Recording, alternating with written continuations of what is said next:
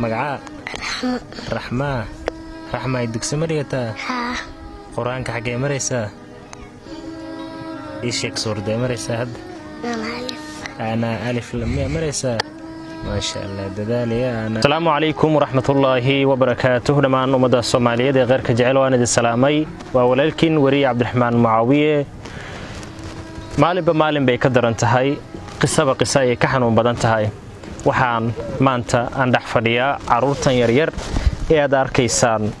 وعنق اوين ويهي سدحيو تمنجر اما لبيو تمنجر وشان قبلوت ايوه لبويل caruurtan waa agoon iyo rajo horey waxa ay u ahaayeen caruur agoon ah oo ay hooyadood nolol maalmeedka u soo dhicin jirtay ama ay qudaar meel banaan ah ku iibin jirtay waxa uga soo baxana ay noloshooda ku masruufi jirtay balse maanta 3 maalin ka hor Allah u naxariistay waxa carada ka hoos martay hooyadii caruurtan dhashay Allah u naxariisto caruurtan hooyadood Allah u naxariistay way umul raacday caruurtan yar horey waxay u ahaayeen agoon maantana waxa uu Ilaahay qadiray in hooyadood uu oofsado waa sidaad arkaysaan shantaasi gabdhood oo gabadha ugu yaray hadda quraanka alifka ku jirto midda ugu sareysana ay marayso quraanka kala barkiisa bay dhaaftay oo ay marayso suuratul Isra oo uga dhimantahay wax yar inay dhamayso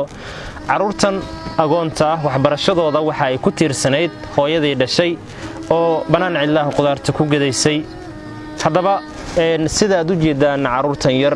waa 2 wiil iyo 5 gabdhood maanta wax ay haystaan oo aanan Ilaahay ahayn iyo anaga ummadda Soomaaliyeed inaan soo caawina waxaan ahayn ma haystaan hadaba caruurtani waxa ay ku nool yihiin xaafad kamid ah xaafadda magaalada Wajeer gaar ahaan xaafadda wate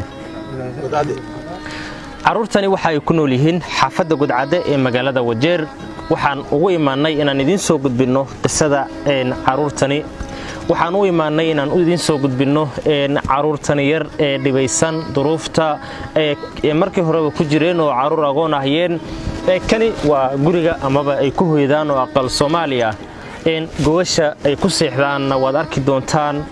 waxa ay u baahan yihiin hoy waxa ay u baahan yihiin gogol wanaagsan oo ay ku seexdaan caruurtan yar ee agoonta ah wax ma kastada ah waxa ay sidoo kale inooga baahan yihiin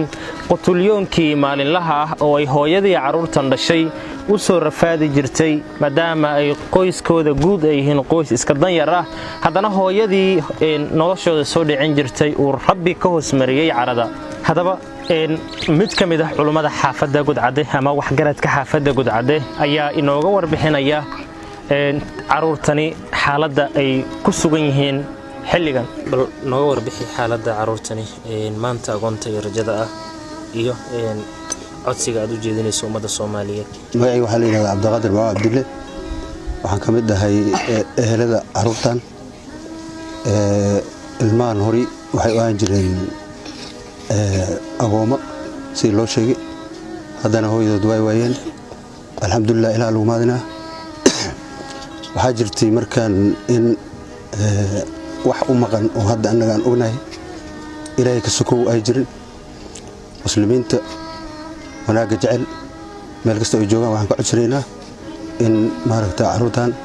wixii loo heli kara waxbarasho u baahan yihiin waxay u baahan yihiin meel ay saxdaan waxay u baahan yihiin waxay cunaan u baahan yihiin waxay u baahan yihiin gogol waxay u baahan yihiin waxyaalo badan wax kasta oo nolosha bini'aadanka khuseeya anaga hadda waxaan ognahay oo meel u saarnay ama aan u hayno malaha Ilaahay iyo ummadda Islaamka oo nabadda jecel maaragtay bini'aadanimada jecel waxaan codsanaynaa ummadda Islaamka meel kasta oo joogto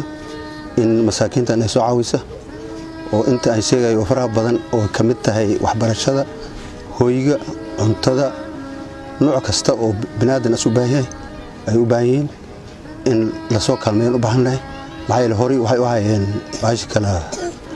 agoon ay u hayeen haddana rajay noqdeen dhibaatada haysata aad ay u farbadan tahay nin kasta oo muslim ah oo macaawimaad jecel waxaan ka baryaynaa inay soo caawiyaan hadaba dhammaan inta daawan doonto muuqaalkan ama uu soo gaari doono ama qaab maqal lahaan uu soo gaari doono waxaan si naxariis leh idinkaga codsanaynaa